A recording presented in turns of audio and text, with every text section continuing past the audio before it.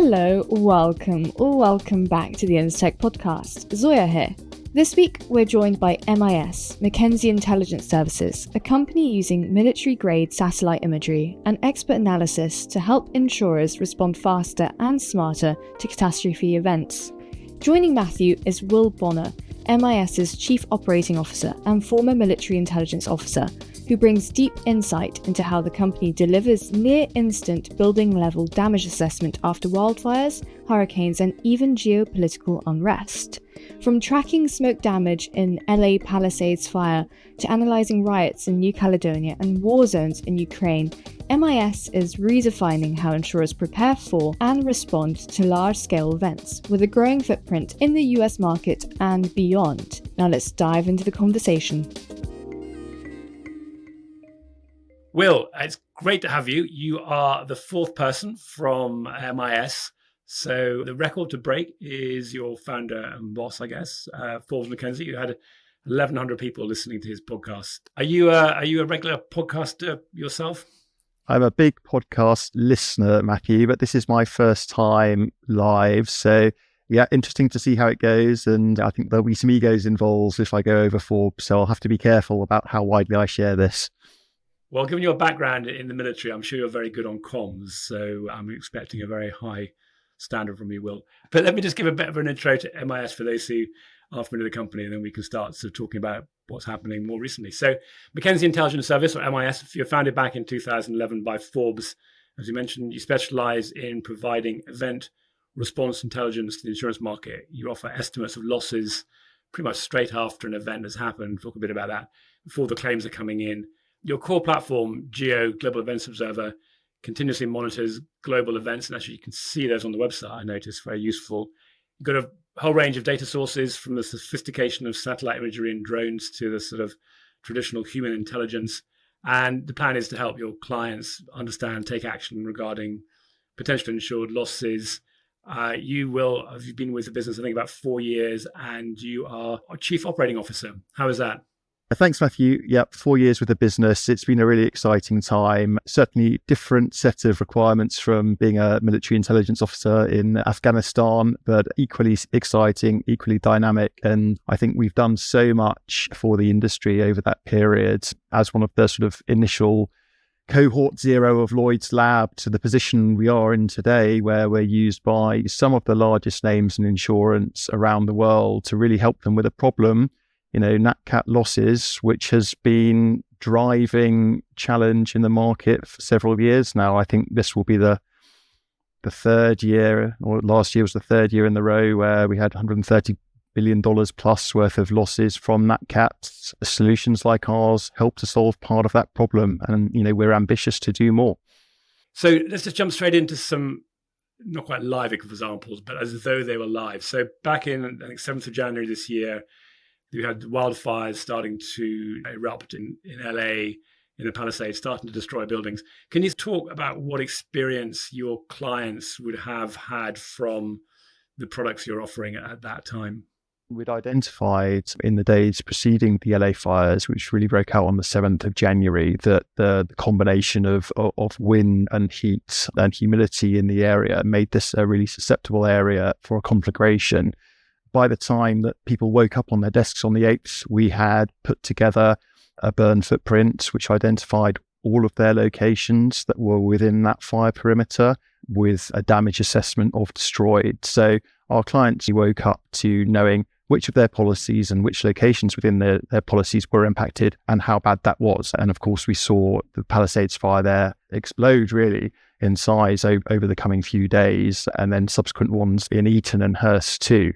And literally day by day, we were pulling together the policies which were impacted and how badly for our clients on that sort of daily basis. As soon as more intelligence was available, in this case, satellite imagery, what we were able to do then was go down to a building by building level assessment. And this is before planes were able to fly. This is before roadblocks were taken away by the emergency response authorities. So really, we were providing the earliest indication relevant to those carriers and their portfolios of what was going on at a super granular level. And There are something like 70,000 buildings damaged in those fires. You said at a building level. So, yeah, do you look at all the buildings that have been damaged? I guess all the buildings that haven't been damaged as well, do you need to look at? Yeah, look, we surveyed 56,992 individual buildings across the three fires, 12,355 of which were destroyed and a number of which were ever so slightly damaged. What we were also able to provide to our clients were the number of properties that they were on cover for, where perhaps the damage was less obvious, but where they could also expect a claim. So in a fire, as an example like this, that proximity to heat and smoke means that you're likely to get a claim of some sort. So we weren't doing, as perhaps others do, saying this is not damaged because it looks fine. We were actually able to identify those structures where you could anticipate a claim from, albeit at a lower amount or percentage, because of the proximity to some of those flames and smoke. Yeah, because smoke in particular, flames obviously you can sort of insure the damage, but actually, I've heard in some cases it can take 6 months to restore a building with smoke damage. So quite subtle, I guess, if you're trying to look at it. And then you mentioned planes couldn't fly. What sources of data do you rely on then in an example like that to be able to get that information? One of our core strengths as an intelligence-first organisation is that we will use whatever is available and whatever best answers the question within the time frame that's also useful to our clients. Because once you're 3 weeks down the line and you can put boots on the ground and all of these things, then you're obviously able to build that picture up much more clearly yourself. But that's probably 2.5 weeks too late for your shareholders and for your CAT response managers to actually do the job that they need to do. We used a lot of satellite imagery. We're very lucky to work with some of the largest constellation providers in the world. People get used to very high resolution imagery when they're underwriting risks or some of these things. Really, at a moment of crisis like this, it's about what can you get the fastest. If you look at some of the imagery that we were able to obtain, it's pretty smoky. The resolution is lower. It's 30 centimeter, 40 centimeter.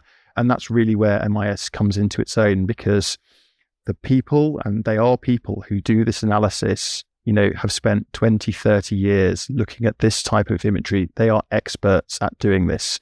This is not some algorithm doing this. This is a human being who is highly trained making a judgment. So we've got a bunch of smoky imagery. The fires were still burning, obscuring parts of the image, but we are still able, with a very high degree of confidence, to make those assessments. And what that gives our clients is confidence, the confidence to respond, the confidence to anticipate first notification of loss, the confidence to start those reserving processes, the confidence to talk to stakeholders early on, because that's the point when they're at their biggest point of stress. No, that's really interesting. We could all see how AI, as we traditionally would have known it, generative AI, we're now getting to all sorts of other types of AI, can evolve. But it is interesting to know that today we still need to have people who've got the experience to do that. And actually, you've got access to them and you can get it quickly because, as you said, that information is very time sensitive. In terms of who you're working with, it was very impressive those years ago that Forbes managed to get a relationship with Lloyd's Central Services. That gave you a fantastic head start in terms of being able to provide access to your solutions across a whole range of organizations, and Lloyd's that was paid for centrally. That was only ever intended to run for a certain length of time, and at some point you had to then prove your value individually. That's now happening. How is that going once people now have to negotiate or pay for you directly? Yeah, it's been a huge success, and I think we're hugely grateful to both the corporation of Lloyd's, who took a chance on us back in 2021 when we were 10 people handing a contract to serve the entire market, and subsequently to the Lloyd's Market Association, who sort of took over ownership of that contract at the beginning of 2024. As you said, the market was then given a choice. The idea of providing this service centrally was to bring the level of awareness within the market up and to help in some small part to modernize the marketplace in this space. And we were asked at the end of last year to sing for our own supper. So it was really heartening to see the response from all of those Lloyd's syndicates and the backing that we received. I'm delighted to say that by GWP, 80% of the market have chosen to remain with us beyond the 1st of January this year. That's a huge vote of confidence in how we've been able to deliver something for them. And I think actually it makes us the most successful service ever to transition from a core to an elective service under Lloyd's. We've had a lot of help and support along the way from both the LMA and from Lloyd's and through Limos, the contracting agency there. But ultimately, the syndicates, the managing agents, they got to choose, and in overwhelming numbers, they've come with us. And for that, we're hugely grateful and determined to do more and more to continue to prove our value over the next few years. It's very encouraging. I mean, just for those that don't speak insurance, GWP, of course, is premium, and the LMA is the Lloyd's Market Association. And I mean, you're talking where it just occurs to me, it's innovative in itself, I suppose, as a way for a body like Lloyd's to support an early stage company. I mean, conventionally, people would be looking at investment, but that comes with its own challenges. To actually say, here's a contract, we're going to underwrite you effectively, excuse the pun, and then at some point you've got to survive on your own, is a really intriguing way to sort of develop a company. And I think, as you said, proved your worth, because if you hadn't, you would not probably be able to carry on going. So I wonder if we'll see more of that coming out of Lloyd's and some others. In terms of number of clients, can you put a number on that? We're on about 40 clients now, ranging from enormous tier one carriers with global footprints to small specialty syndicates. And I think the beauty of the Lloyd's ecosystem for businesses like ourselves is that it's a truly global insurance market. So you can't just pick and choose, we're going to focus on North America and do this one thing. You've got to be relevant to the whole market. And when I think about some of the things that we at MIS have had to respond to, it's not just the Atlantic hurricane season and large $40 billion loss events in LA. It's riots damaging buildings in New Caledonia in the Pacific. It's the war in Ukraine. It's the conflict in Gaza. It's all of these other things where this market, because of its global significance, has forced us to think about how we do these things at scale with resilience without relying on any one particular set of data that's out there, and actually making data meaningful to those carriers so they can take good decisions. And you touched on that US expansion, and of course a number of the Lloyd's companies are owned by US companies or Japanese companies, but how have you found it moving into the US market? From their point of view, that you're a British company coming into the US to sell a product, competing, as you said, with probably some incumbent US companies. It's not easy anytime when you're starting up, or you're probably scaling up now. But what's the US experience been like? It's possible to waste an awful lot of money trying to break America. And I think, to your point, Matthew, having those relationships with those syndicates, many of whom are owned by larger global players, has been fantastic, because we've been able to say, hey, what we do we think is relevant to your non-Lloyd's books. Can we talk to those colleagues? We get those warm introductions, and we've been very successful in converting a number of those deals into America. And I think it's going slightly into the unknown, going into a more crowded marketplace. I've been so heartened to see the reaction of some of these organizations and companies when we show them what we've built. They still are amazed at what we are able to give them, how quickly it is, how accurate it is. So, there's a lot of work to do, learning to talk American a little bit more, but, the fundamentals of what we do is needed. Well, don't go too far talking American. I find they seem to quite like the British accent. And then, of course, the other key component in the adoption of technology, and particularly in your space, are the brokers, and particularly the reinsurance brokers. I know you're doing a little bit of work with them. It'd be good to understand a little bit more about the role they're playing and how you support them. Yeah, it's an emerging value proposition for us, but I think ultimately it's the same as we offer our existing clients. In other markets, I think Lloyd's is quite unusual in many ways, and London, in that they have their own in-house teams to do a lot of this work. There's plenty of firms around the world who will buy these types of services through their brokers. And I think that the Guy Carps of this world, who I think we've been public with, that we work with, recognize the value of what we do and are keen to serve their clients with a similar level of intelligence. So for us, they're another route to market. They can provide us with some fantastic insights, because they have more clients. They understand the exposure of those clients as well, in terms of helping us to shape our response, what's important, what's relevant. And actually, I referred earlier to those riots in New Caledonia. That was a request from a broker rather than a carrier, because they could see on an aggregated view across their clients that there was actually a fair bit of exposure there that we wouldn't have seen from holding one individual's client portfolio. So a force multiplier, a channel, it's likely that many global businesses, many global carriers are using our data without perhaps realizing that it is our data at the moment. So yeah, an important channel for us, and one we're working well in. On that point about data, that must be an important part of your role, or one of your team's role is working out in this ever-changing, evolving world, who is providing the best data and who's providing it at a competitive price. How do you keep on top of that? Yeah, I mean, it's the primary function of our intelligence plans team. We get asked all sorts of weird and wonderful questions. Can you tell us about collapsing volcanoes in Fiji? We've got to find some way to answer that with a degree of certainty. So look, we have relationships with tens of data providers. We produce our own data. We also have to build in resilience to that, because one data feed goes down upon which you're reliant, people are still looking to us for an answer. And really, that was Forbes's founding principle when he started MIS and we started working in this space, was that you need these layers of sources, as we would have called them in the military, to really give as much confidence behind your assessments, which is ultimately what we're answering, right? What's damaged, how bad, by what, as is possible within a given time frame. So we'll continue to work with the satellite providers, spaceborne radar, drones, planes, social media, gauges, all sorts of, available data sets, social media. Our job is to make sure that we have enough to answer the question as it's posed. And so there's a lot of time, a lot of planning that goes into there. There's some really interesting stuff coming up. And space is an amazing place, space technology at the moment. Micro satellites that can be launched for a fraction of the price of a traditional one, huge constellations going up all the time with various different types of sensors. It's very complicated.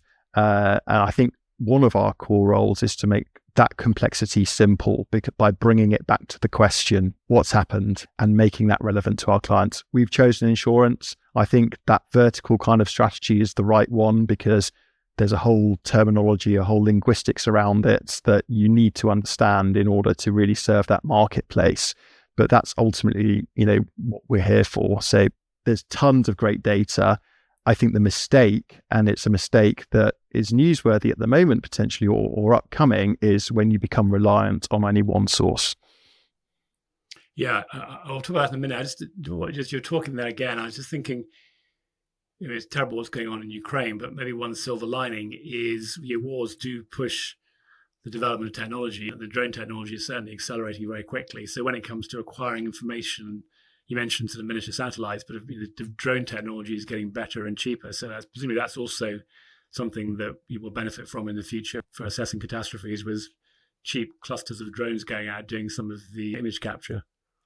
Yeah, absolutely. When Ukraine kicked off, no one was volunteering to go flying a drone or a plane around an active war zone, So in that particular instance, satellite imagery, old school, but it became super important because we were not going to be in a position of putting anyone in harm's way to capture data. We looked at a number of energy installations on behalf of our clients. They wanted to know, are these power lines up or down? We were able to tell that by the shadow and the shape of the shadow cast by the power line from a particular satellite image. So when I say we're kind of data agnostic and we have humans because they can think, intelligently about these problems, the source of the data almost doesn't matter. It's how you process that. Now, of course, there's a space for AI. Of course, there's a space for automation. We have it embedded in some of our processes. But I think particularly for insurance, where you're a claims manager, maybe you need someone to stand up and say how you came to this conclusion so you can make a payment.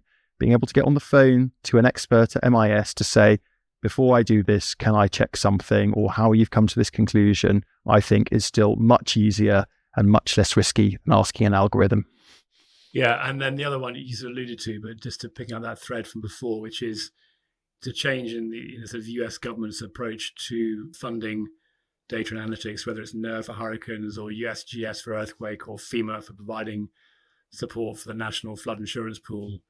That might be a might be a big shift in the data that previously people were able to get for free not being available. And I mean, how reliant on you on those free data sources? Is that a risk for you as well if those are taken away?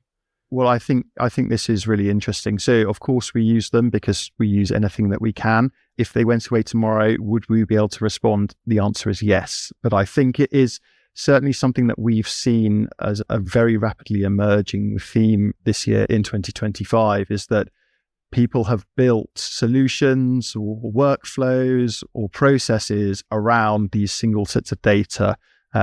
We've seen what's happened at USAID. I'm in touch with a lot of FEMA people. There's the potential that could go south very quickly. There's already been cuts at NOAA. Perhaps unlikely that they're going to get rid of the storm chasing, aerial photography before this storm season, but it's a possibility. And I think people that have built things around a single set of data, particularly at this moment in time in the US, where they are looking at making severe cuts, are going to find themselves perhaps with the pants down a bit when something happens, because you saw it with the USAID. It happened overnight and suddenly that wasn't there. And I think that reassurance that we can still do something if that data was to fall off is there for the whole market, to be honest. Yeah, no, good. And then as you look at in the sort of next 12 months, what are the priorities for MIS? I think one of the things that we're understanding as we're looking outside of London and by working with some of our clients in the US, in Europe, is that we can be much more proactive about monitoring and telling them what we are monitoring in real time. We've spent a lot of time working to a sort of Lloyd's code framework. We expanded that very rapidly. Just for some history, I think we should have responded to 40 events over the past 4 years. If we'd stuck to the contract, we've done something like 260 to date because we recognized our clients had exposures, even if these things were not given a catastrophe code by the market. But I think one of the things that I do first thing every morning is I look on our Microsoft Teams chat, and my intelligence team are looking around the world, all of the time at what's going on. And they say, there's this going on here, this going on here, this going on here. At the moment, it's not caused too much damage or done this. Our clients historically have not seen that. They've seen it when we've said, yes, this is a thing, we're going to push it out. So we just last week pushed that event monitoring out public facing. So people that pick up the newspaper and say, oh, this thing's happening, can now go onto Geo, they'll get an email as well, and they can see what we've said about it, which is, yeah, this is quite bad, but actually there's no property impacted, or, 2 structures have been impacted so far. So when their boss goes and asks them, what's this? They've got an answer from us already. And then, of course, giving them the ability to say, actually, no, this is really important for us. Let me click this button and you'll get a response from MIS. So I think that horizon scanning, making that more public facing to allow people to tell us, no, these things are important as well. That's really critical for us. We're also looking at building out some more financial modeling tools. So enabling clients to assign their own PMLs to our damage ratios, for example, to help with some of their financial calculations. We're putting some speed upgrades in. So when you're panning around the map with lots of high resolution imagery, super responsive as well. Just going to jump in and just PML again, just for probable maximum loss for those that don't speak insurance or speak catastrophe modeling. And Will, just one thing I want to come back to actually, when you're talking about all those events, is maybe you're already doing this, but presumably there's a potential to expand that to what we've traditionally known as man-made events. So as we're talking this week, actually, we had the power failure across Spain, bits of Portugal. A few weeks ago, we had a substation that caught fire outside of Heathrow. Is that something that is also kind of on the roadmap, is actually looking at these types of damages and what the impact is going to be from an insurance perspective, or just business interruption? Yeah, and look, we already provide power data to loss events where it's a factor. So I think back to Texas freeze event, that was a significant indicator of damage. Where it didn't have power, we do it for all of the Atlantic hurricanes, and because it's relevant to the response. So yes, and I think it's one of those things where by telling our clients which events we're looking at, they can respond. We're already responding to non-Nat Cat stuff. We talked about Ukraine. We've done riots in South Africa. We've done Israel, Gaza. We did some of the Black Lives Matter protests in New York back in 2020 as well. So it's all possible. And I think by rolling out this ability to say, hey, there's a thing that's important to me from our client side as well, we will learn as we go through what is important on the business interruption side. And I think there's also an interesting story there. We've started working since the beginning of this year with the California Insurance Emergency Response Authority, Sierra, which is a sort of conglomerate operational response organization newly set up in the state. And what their members are interested in beyond the damage assessments is actually things like access, evacuation zones, which departments across which government and state functions are coordinating response at which different level, that kind of operational level data that I'm very familiar with from my time in the military, but is also, of course, incredibly useful to insurers as they're planning their own operational response as well.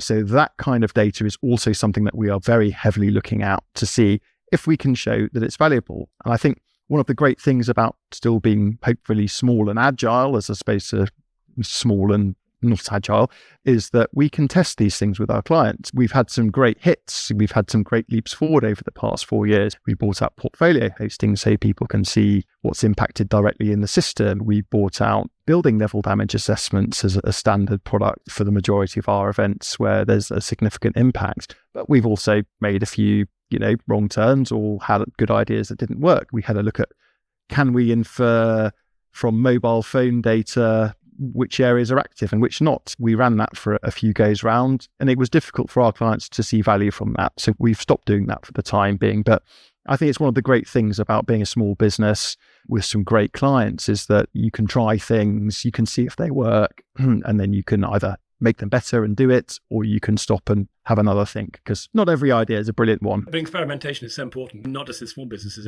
big businesses. Intentional experiments, when you have a hypothesis and you go and test it and you look at the results. And I think the secret to not pulling the whole business out is knowing when to say stop, it's not working, as you did there. And if you're not, it's like when I learned to ski, I felt I wasn't falling over enough, I wasn't trying hard enough. I think it's the same as a business. But there's one more thing you mentioned, actually, Will, when you're talking about the information you provide to the clients. And I went out to the Northridge earthquake in California back in 92. And when you saw that on the news, it looked like it was complete devastation. And it was certainly a very large loss. It would be like $25-30 billion of loss in today's terms. But what tends to happen in earthquakes is you get very isolated buildings that fail because the structure is not very good. So when you actually get on the ground and you start to realize and look carefully at the TV coverage, it's often like one or two buildings that have sort of collapsed dramatically and caught fire. And so I think what you're doing is you're providing that context for your clients, which is that you have to look behind what you're seeing on the news to really understand what's happening on the ground, literally. And I can see how that's really valuable, because sometimes the answer is like, no, it's okay. We can absorb it within our reinsurance, or we can absorb it within the business. Or some other times it's like, no, this is going to be really major. We've really got to figure out how we're going to manage through this, and the communications, you say. So no, I can see a lot of different dimensions to that. Sometimes aren't always totally obvious. Well, we've covered a lot there. You talked about what you're doing for the year ahead.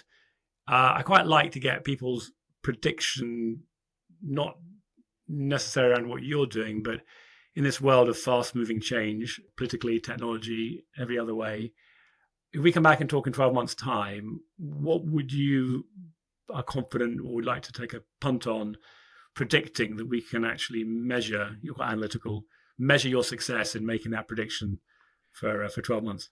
Well, I've got one which I think is pretty safe, Matthew, and one where I'm just going to have to take a punt. But the safe one, it is a continuation of a trend, and it's something I mentioned up at the start. I think for the third consecutive year, 2025, we'll see a $130 billion loss from Nat Cat.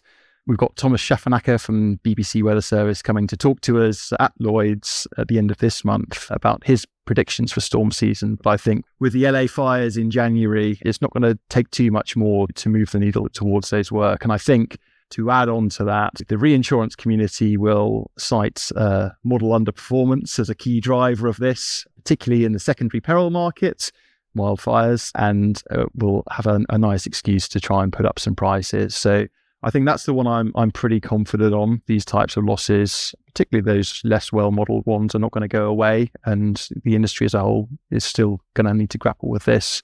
And then secondly, I think, this is more of a punt, but we're known for our storm season coverage. I've just seen the list of Atlantic hurricane names on the internet today. So I'm going to pick the first landfall of 2025 and I'm going to go for Gabrielle. So I like it. And that's a very measurable goal. That's two good goals. One, as you said, is probably, that's probably, those are obvious, probably quite a safe bet. But no, Gabrielle's the first landfalling hurricane. I'm going to ask you to name a month, but I guess hurricane season starts in June, so it could be end of June, July. But brilliant. Well, that was fantastic to hear about all of what you've been doing. Congratulations, to the business surviving, because by the nature of startups, not all of them make it, not all of them have made it. You've survived and thrived and are growing, and in many ways are a great inspiration to others who are looking at starting businesses or working in insurance companies and want to understand what innovation means. So congratulations to you and Forbes and all of the team, and thanks for your support for what we're doing at Instech too. Thanks, Matthew. Look, it's a pleasure. It's an amazing industry. We get to work with great clients, great technology, and we have an amazing team here at MIS. It's super diverse, an amazing variety of backgrounds, and I'm just proud to be able to show it off from time to time. Great. Well, I'll let you go, and I'm sure I'll see you face to face before long, being as we're both in London, but I'll say goodbye for now. Cheerio. Thanks, Matthew. Well, if you've made it this far, then I'm pretty sure you found that as interesting as I did. The Instech podcast comes out every Sunday morning, where we spotlight the latest news, leading voices, and freshest updates across insurance that you need to know about. If you would like to take part in these conversations, head to www.instech.co to find out how you can join our network and be a part of the insurance intelligence for the curious.